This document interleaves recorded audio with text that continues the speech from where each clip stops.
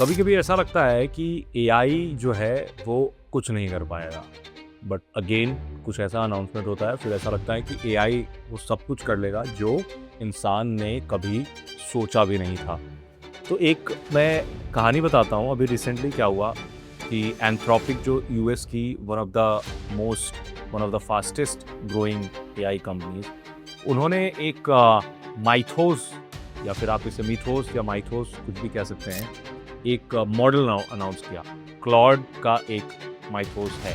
Anthropic का Claude tool है, जैसे ओपन एआई का चैट जीपीटी है, तो क्लॉड में एक माइथोस आया। तो सबसे दिलचस्प चीज़ ये है माइथोस की कि वो रिलीज नहीं हुआ है अभी। मिथोस वो काम कर रहा है जो अभी तक किसी ने सोचा भी नहीं था कि ऐसा कर देगा। दरअसल डिबग करने का जो काम है, या फिर जो भी प्रॉब्लम ढूंढने की बात है, चाहे आप किसी भी सॉफ्टवेयर में ढूंढें या फिर किसी कंपनी में ढूंढें, कोई सिस्टम में ढूंढें, बग्स आपको ढूंढना है।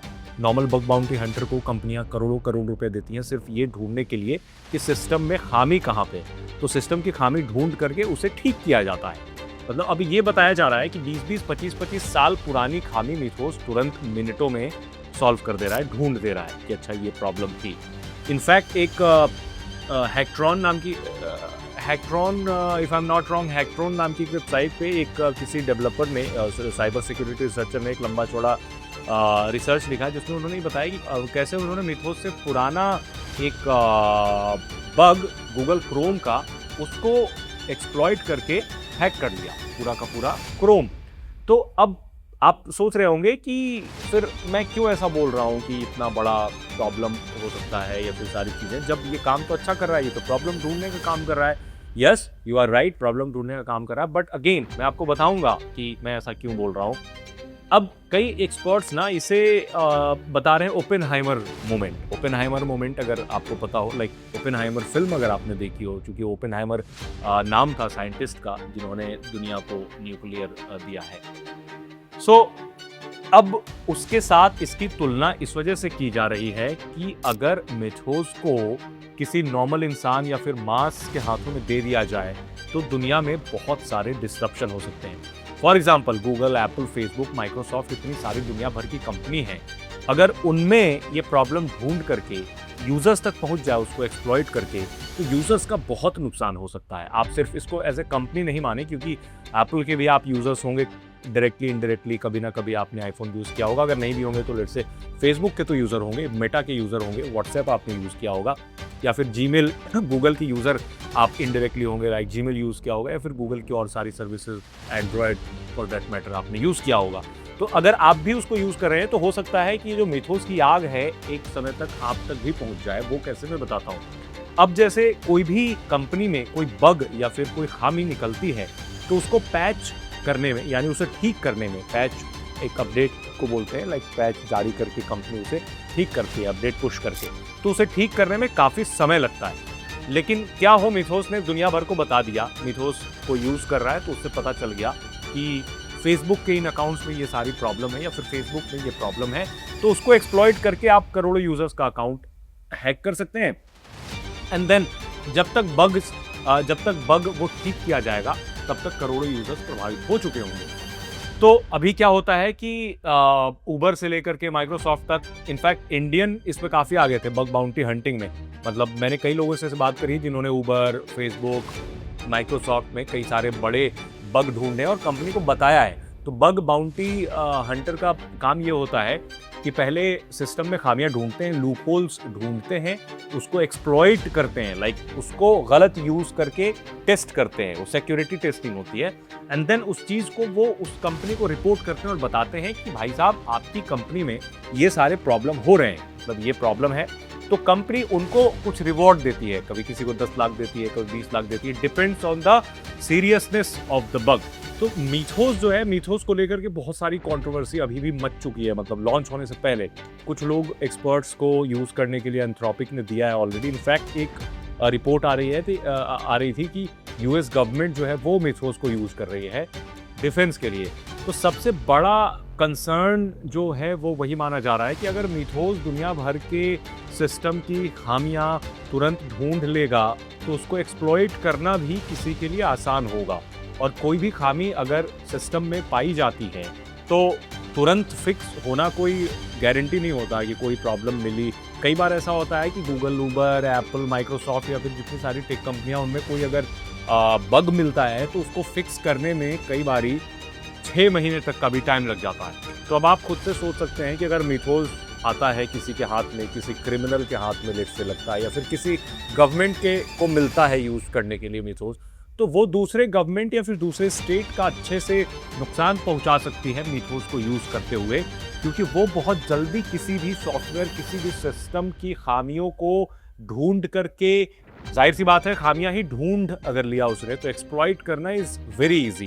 तो एक्सप्लॉइट कोई भी कर सकता है, मतलब साइबर क्रिमिनल्स भी कर सकते हैं, कोई एथिकल हैकर भी कर सकता है, कोई सरकार दूसरे सरकार के खिलाफ भी उसे यूज़ कर सकती है। तो एक तरीके से इसे वेपन की तरह बताया जा रहा है। कई लोग तो इसे न्यूक्लियर वेपन से भी कंपेयर कर रहे हैं, बट मैं इससे अग्री नहीं करता उतना ज़्यादा, क्योंकि इस तरह के टूल्स भले ही पहले एग्जिस्ट नहीं करते थे, लेकिन ऐसा भी नहीं है कि इस टूल को ओपनली, पब्लिकली सारे लोगों को ये कंपनी अवेलेबल करवा देगी इतनी आसानी से, बिकॉज एक कोई ना कोई आपको चेक रखना पड़ेगा जब अगर ऐसा कोई मॉडल आप रिलीज करते हैं।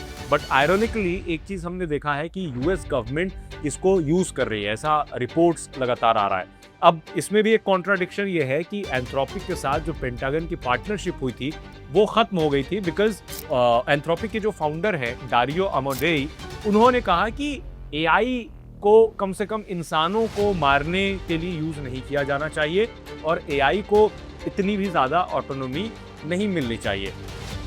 तो पेंटागन के साथ इनकी पार्टनरशिप खत्म हो गई। इवेंचुअली पेंटागन के साथ पार्टनरशिप अब ओपन एआई यानी सैम ऑल्टमैन की हो चुकी है। वो डिफेंस में एआई को यूज़ कर रहे हैं। इनफैक्ट ईरान अटैक में भी काफ़ी एंथ्रोपिक का क्लाउड टूल यूज़ किया गया। यूएस और इजराइल ने मिलकर के जब ईरान पे अटैक करना शुरू किया था, उस समय तक जो साइबर वॉरफेयर था उसके लिए बहुत ज़्यादा एंथ्रोपिक के क्लाउड को यूज़ किया गया था, जो उनका मॉडल है। तो अभी भी ये खबर आई कि एंथ्रोपिक को पेंटागन ने, यूएस गवर्नमेंट ने ब्लैकलिस्ट कर दिया। स्टिल उसके बावजूद एंथ्रोपिक का जो टूल है मिथोज, उसको यूएस गवर्नमेंट यूज़ करे। तो इससे भी सारे एक्सपर्ट्स या फिर सारे प्राइवेसी एडवोकेट बिल्कुल परेशान से हो गए और उन्होंने वो काफ़ी वोकल हो गए और ये बोलने लगे कि ये बिल्कुल इलीगल जैसा है, क्योंकि किसी गवर्नमेंट को इस तरह की टूल का एक्सेस किसी प्राइवेट कंपनी को नहीं देना चाहिए, क्योंकि इससे बहुत बड़े कॉन्सिक्वेंसेस हो सकते हैं। ऑलरेडी हमने देखा है कि कैसे मास सर्विलेंस कोई गवर्नमेंट अपने ही नागरिकों के खिलाफ करती है। तो इस तरह का टूल काफ़ी, बिल्कुल एक कहते हैं वो दो धारी तलवार जैसा हो सकता है। बट अब इसका एक दूसरा पहलू भी है। जो चैट जीपीटी बनाने वाली कंपनी है ओपन एआई, उसके जो फाउंडर हैं सैम ऑल्टमैन, उन्होंने कहा है कि ये बस सस्ती लोकप्रियता हासिल करने के लिए एंथ्रोपिक ऐसा कर रहा है।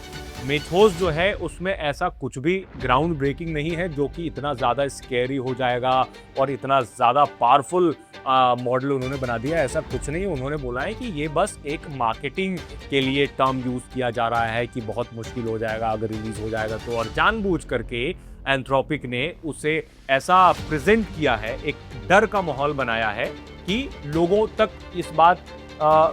तक ये पहुंचे कि मिथोज नाम की भी कोई चीज़ है।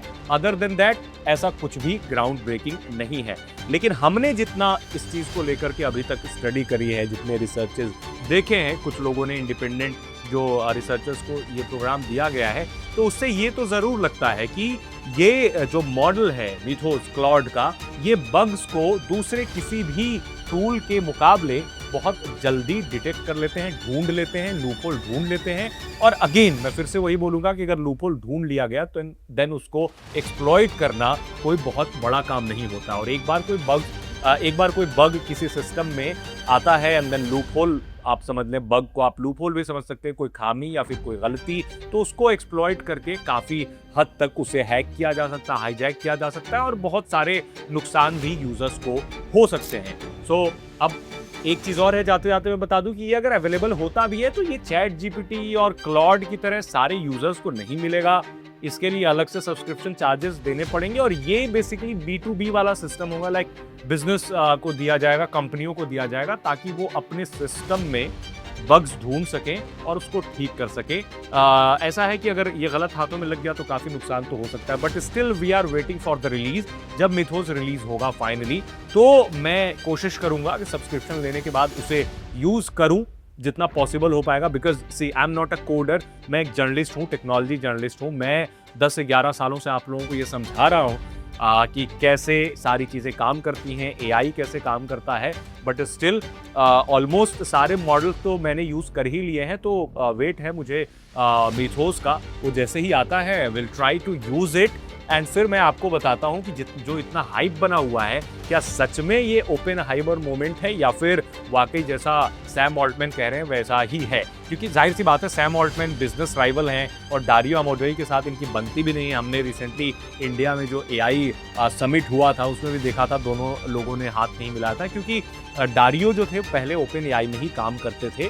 बाद में ओपन एआई के साथ, ओपन एआई कहने सैम ऑल्टमैन के साथ इनकी थोड़ी कॉन्फ्लिक्ट हो गई, बेसिकली वैचारिक मतभेद कह सकते हैं, होने की वजह से उन्होंने एक अलग कंपनी बना ली एंथ्रोपिक। तो ये तो राइवलरी का भी पार्ट है, इसी वजह से जाहिर सी बात है कोई दूसरी कंपनी होगी वो तो खराब बोलेगी। तो सैम ऑल्टमैन इसको फिलहाल बता रहे कि एक हाइप है, but still I am very eager to test this out. Let's see कैसा होता है। आप हमें कमेंट बताएं, अगर आपको मिथोस के बारे में पता है तो कुछ एक्स्ट्रा भी जानकारी हो सकता है कि आपको पता हो, आप हमें कमेंट में जरूर बताएं। मिलते हैं नेक्स्ट वीडियो में, थैंक यू।